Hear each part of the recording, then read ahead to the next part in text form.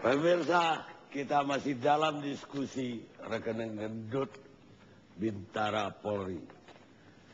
Saya sekarang ke Kombes Sunanto. Kapan Mabes Polri mengetahui ada rekening yang mencurigakan dari laboratorium Aibtu? Baik, terima kasih Pak Karni Ilyas. Kami mencoba di sini, mohon maaf, tidak menggunakan istilah rekening gendut. Jadi saya akan menggunakan istilah yang baku di Undang-Undang TPPU nomor 8 tahun 2010, yaitu transaksi keuangan yang mencurigakan. Sekitar bulan April kami mendapatkan laporan hasil pemeriksaan dari PPATK. Kemudian kami melakukan pengkajian dan koordinasi dengan PPATK. Ternyata di situ tadi apa yang disampaikan oleh Dirkrimsus Polda Papua, bahwa Polda Papua telah melaksanakan proses hukum, penegakan hukum, yaitu dengan predikat crime, tindak pidana migas dan tindak pidana illegal logging. Jadi setelah kita melakukan gelar perkara, kita undang dari penyidik Polda Papua di Barreskrim, kami bentuk tim backup sepenuhnya dari Barreskrim. Namun demikian yang tetap melaksanakan atau di pelaksanaan penyidikannya adalah di Polda Papua. Mengingat bahwa Polda Papua sudah mendahului melaksanakan kegiatan ini, yaitu pemeriksaan undang-undang perhutanan dan migas. Jadi kami berangkat ke Papua dan melaksanakan proses hukum tersebut. Kemudian masalah rekening yang mencurigakan tadi, saya juga mengingatkan kepada seluruh yang hadir, kita jangan mudah sekali menyampaikan bahwa rekening si A sebesar sekian. Ini jelas-jelas telah dilarang oleh undang-undang, dan jangan sampai kita nanti malah justru terkena undang-undang pasal 11 4 tahun penjara. 4 tahun penjara ancamannya. Ya, tapi karena sudah terungkap, ini yang ungkapkan siapa? Ini kan dari PPATK ke Polri. Ya. Laporannya cuma ke Polri. Betul. Hanya dua yang mengungkapkan. Kalau nggak Polri, PPATK. Jadi yang kami harus tidak kita seharusnya Polri sekarang mencari tersangka ini. Di Polri tersangkanya atau di PPATK.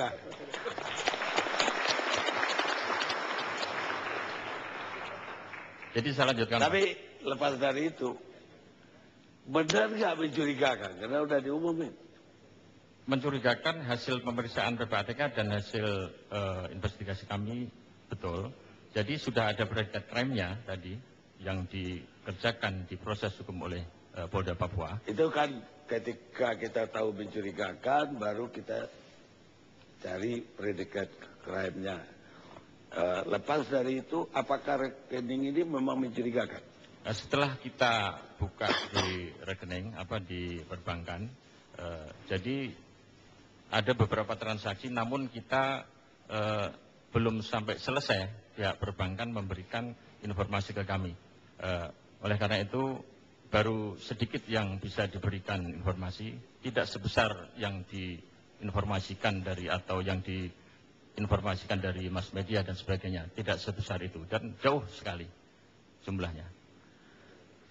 Baik, tapi apa angka 1,5 triliun itu maksudnya kumulatif ataukah uang itu disimpan? Betul, kumulatif transaksi dari 5 tahun 2008 sampai dengan 2012. Jadi ada uang masuk, ada uang masuk, uang keluar, dan saldonya. Jadi ditambahkan semua sehingga jumlahnya besar sekali. Namun setelah kita minta keterangan dari pihak perbankan, sebagian memang sudah keluar, ada satu bank yang keluar itu baru mencapai sekitar sedikit tidak sampai 10 miliar. Yang masih ada di dalam tidak sampai 10 miliar. Secara keseluruhan belum selesai, ini baru satu perbankan saja. Oh, baru satu. Kalau dalam beritanya kan 50 rekening bank. 59 rekening. Itu bukan atas nama LS semua, tapi atas nama orang-orang pihak perusahaan yang berafiliasi dengan LS. Baik. Ada nggak indikasi pencucian uang setelah itu? Kami tentu sangat meyakini karena kami juga yang melakukan penyidikan. Setelah dilakukan proses penyidikan, apa hasil dari proses hukum di Polda Papua, ternyata ada beberapa kegiatan yang pengiriman kayu maupun BBM itu ada transaksi yang memang luar biasa. Memang LS ini tidak masuk di dalam perusahaan, tidak masuk dalam struktur di organisasi perusahaan. Tetapi ada transaksi keuangan yang masuk di dalamnya hasil daripada penjualan itu. Sehingga ini kita tetapkan LS sebagai tersangka kasus pencucian uang atau money laundering. Apa pertama kali Mabes Polri mendapat laporan dari PPATK? Atau sudah ada tahun-tahun sebelumnya juga? Untuk LS baru bulan April kemarin. Baru bulan April kemarin. Jadi sebelum-sebelumnya memang belum kita nggak tahu. Kemudian, apakah gara-gara diberitakan media massa baru kita bergerak? Bukan demikian. Jadi justru yang mendahului Polda Papua. Polda Papua sudah mendahului melakukan proses penyidikan. Kemudian kami mendapatkan laporan hasil pemeriksaan dari PPATK. Jadi ada sinkronisasi. Kapan Mabes Polri mendapat laporan dari PPATK? Sekitar bulan April, Pak Karni. Oh, baru bulan April juga. Jadi bersamaan. Hampir bersamaan. Jadi kalau Polda Papua bulan Maret sudah mulai melakukan proses penyidikan, kami mendapatkan laporan hasil pemeriksaan PPATK itu bulan April. Sehingga kami lakukan sinkronisasi, gelar perkara, dibentuk tim untuk investigasi dan dilaksanakan di Polda Papua. Kita backup sepenuhnya sampai kepada penentuan tersangka, kemudian penangkapan tersangka dan sebagainya. Pak Kapolda, apa hasil penelitian Pak Kapolda tentang anggota ini sebagai anggota? Ya. Kalau nggak salah dia masuk tahun 86 ya, 86. Ya. Profilnya kayak seperti apa yang udah Pak Kapolda terima? Ya, saya pikir saya juga ingin menjelaskan beberapa hal sebelumnya dulu. Baik, dari rekan-rekan saya yang ada yang mungkin terlewatkan. Ya. Jadi yang pertama, tentunya saya ingin mengklarifikasi bahwa investigasi terhadap anggota Polres Raja Ampat LS bukan di-trigger oleh laporan PPATK, tapi di-trigger oleh adanya informasi masyarakat yang disampaikan kepada, khususnya kepada saya selaku pimpinan Polda Papua, dan informasi ini saya tidak lanjuti, bukan spesifik untuk anggota tersebut, tapi semua informasi yang masuk ke saya banyak. Itu informasi mengenai masalah minyak, masalah kayu, masalah togel, itu cukup banyak. Dan saya normatif saja, saya sampaikan ini kepada... Yang banyak ini menuju ke LS tadi? Nantinya salah satunya, artinya saya tidak ingin mengklarifikasi, pertama bahwa penyidikan kasus ini bukan di-trigger oleh laporan hasil pemeriksaan PPATK, tapi oleh upaya Polda, dan upaya ini bersifat normatif. Artinya ada laporan masuk, kita tanggapi sebagai bentuk tanggung jawab kita pada masyarakat. Dan ini saya sampaikan sebagai bukti, pada bulan bulan Maret begitu ditindak oleh Kabid Propam dan oleh Kadir Krimsus, itu langsung diekspos. Ini edisi bulan Maret majalah Polda.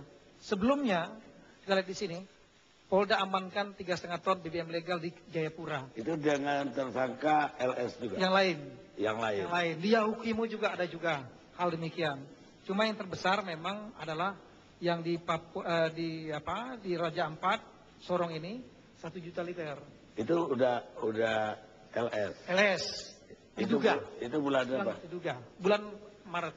Bulan Maret. Bulan Maret. Itu yang melakukan penindakan tim gabungan antara Propam dengan Krimsus. Bukan, kalau di wilayah Papua, eksposnya sudah sangat besar saya kira. Cuma mungkin tingkat nasional belum tertarik saat itu. Bukan, saya sampai ya. Ya, kemudian saya hanya menyampaikan itu. Informasinya. Nah, kemudian dari pada saat sedang kita menangani, problemanya saat itu, tadi pertanyaan Pak Karni, kenapa tidak langsung ditetapkan sebagai tersangka? Itulah problemnya Pak, untuk kasus masalah BBM, Undang-Undang Migas, dan masalah Undang-Undang Kehutanan, kalau seandainya tidak ada izin, itu no problem. Gampang pembuktiannya, Pak.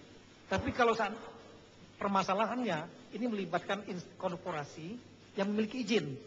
Nah, untuk masalah BBM, Undang-Undang Migas, itu mengatur tentang 4 hal untuk masalah yang berhubungan pidana. Pengolahan, pengangkutan, penyimpanan, yang terakhir tata niaga. Nah, seandainya ada izin, maka kita harus buktikan bahwa tata niaga, pengangkutan, penyimpanannya, kalau itu adalah ada hal yang melanggar. Itu problemnya. Nah, kalau kita lihat dalam kasus ini, yang bersangkutan mengatakan bahwa ini stok lama. Sebelum bulan Maret 2012, mereka mendapatkan stok dari Pertamina. Kenyataannya pada bulan Oktober, Pertamina memberikan keterangan sudah menghentikan. Nah, kalau kita melihat kalau stok sudah lama sekali, apa mungkin ini 1 juta liter bisa dimiliki pada bulan ini? Kita melakukan pendalaman, mengatakan bahwa dari sumber-sumber lain. Nah, ini sumber-sumber lain ini kita harus buktikan. Ini proses. Kayu juga sama. Undang-Undang Kehutanan mengatur pemanfaatan kayu itu boleh diberikan izin untuk hutan konservasi, hutan lindung, dan hutan produksi. Hutan produksi boleh.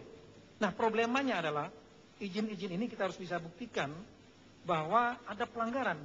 Kalau tidak ada izin jelas itu langsung melanggar. Tapi kalau ada izin, kita harus bisa buktikan juga bahwa asal daripada kayu-kayu ini berasal dari yang ilegal. Contohnya berasal dari hutan lindung atau dari orang yang menebang tapi tidak memiliki izin. Nah, inilah kita buktikan dalam kasus ini. Sehingga dalam proses pembuktian ini kemudian memerlukan waktu.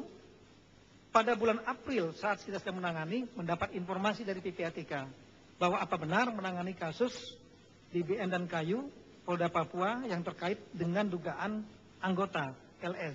Kita normatif sampaikan iya. Apakah sudah ada terkait dengan LS? Kita sampaikan dugaan iya, tapi belum memiliki bukti yang cukup. Oleh karena itu mereka menyampaikan kita memiliki data. Dan datanya cukup fantastis yang tadi disampaikan. Tapi setelah data kita terima, dilakukan rapat yang dihadiri di PPATK yang mengundang. Yang diundang adalah 1 KPK, kemudian Ditjen Pajak, Kejaksaan Agung, kemudian UKP 4, kemudian yang kelima adalah Mabes Polri, yang keenam adalah Polda Papua diwakili oleh Dirreskrimsus. Dalam rapat tersebut, ini ada suatu kesepakatan bahwa kasus predikat crime-nya itu adalah kasus BBM dan kayu. Kemudian diterapkan juga kasus TPPU, sehubungan adanya rekening transaksi laporan hasil pemeriksaan dari PPATK. Nah, inilah kemudian yang kita kerjakan. Namun karena ini sudah dimulai oleh Polda Papua, oleh kepolisian, maka semua pihak sepakat bahwa mempercayakan kepada Polda Papua dan Barreskrim, tim gabungan untuk melakukan itu. Yang kedua adalah ini sangat menyangkut masalah undang-undang yang lebih berat ditangani oleh kepolisian, yaitu undang-undang mengenai migas dan undang-undang mengenai kehutanan. Oleh karena itu lebih tepat kalau ditangani oleh Polri. Kita menangani.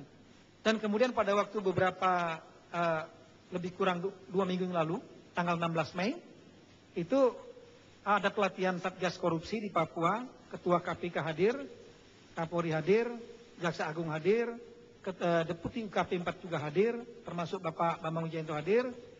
Bapak Bambang Wijayanto, Pak Ketua KPK dan UKP 4 menanyakan juga permasalahan ini, dan Dirreskrimsus didampingi saya menjelaskan kasus-kasusnya berikut langkah-langkahnya, dan beliau sependapat bahwa langkah-langkah sudah benar, silakan ditangani oleh Polda Papua dan oleh Barreskrim.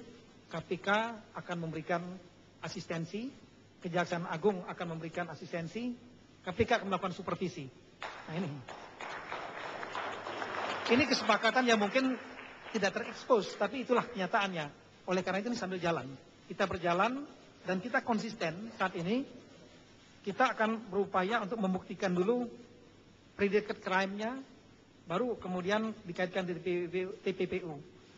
Nah, dalam strategi penyidikan saya kira Pak Karni, penyidikan ada strategi, penuntutan ada strategi, pengadilan ada strategi, pembelaan juga ada strategi. Strategi kita adalah kita ingin membuktikan ibarat inilah anatomi tanaman, maka batangnya dulu kita harus buktikan. Batangnya itu ialah kasusnya yang melibatkan BBM kayu, yang melibatkan salah satu anggota ini. Ini yang kita buktikan. Jadi kalau begitu ada kemungkinan Pertamina juga terlibat, Kehutanan juga terlibat dalam kasus Saya itu. tidak mengatakan demikian, tapi kita akan mengundang rekan-rekan dari Pertamina karena melibatkan masalah BBM, rekan-rekan Kehutanan paling tidak sebagai saksi ahli. Baik, kita akan rehat, tapi saya perkenalkan bahwa Irjen Pol Tito Karnavian ini bintang muda di Polri sekarang dan baru saja lulus Dr. PhD-nya di Nanyang University. Saya kira satu-satunya yang lulus Nanyang adalah Tito. Kita rehat sejenak.